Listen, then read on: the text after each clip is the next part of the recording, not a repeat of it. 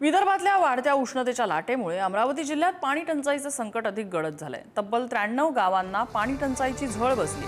भूगर्भातल्या पाणी पातळी प्रचंड खालावल्यामुळे नैसर्गिक जलस्रोत कोरडे पडलेत। यावर उपाययोजना म्हणून चिखलदरा तालुक्यामध्ये प्रशासनातर्फे 21 टँकर्सद्वारे पाणी पुरवठा केला जातोय।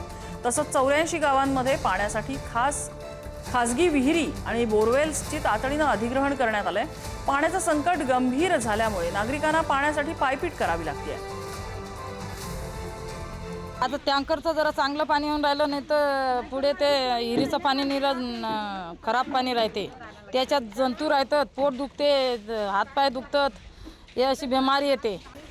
4 महिन्यापासून अशीच आमच्या गावाला टंचाई असते। बाहेरचं पाणी येते, टँकरनं पाणी येते आमच्या गावाला उन्हाळ्याभर। दरवर्षी हेच परेशानी आहे पानीची। सरपंच है बहुत ध्यान दे रहा है सर, ध्यान दे रहा है सर, गांव में कोशिश कर रहा है, लेकिन पानी कुएं में कम है तो पानी क्या पुराएंगे।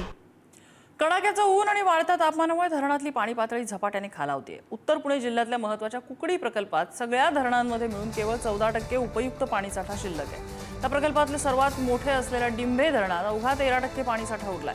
पाणीसाठा घटल्यामुळे या प्रकल्पावर शेती आणि पिण्याच्या पाण्यासाठी अवलंबून असणाऱ्या संपूर्ण परिसरात आगामी काळात भीषण पाणी टंचाईचं संकट निर्माण व्हायची शक्यता आहे।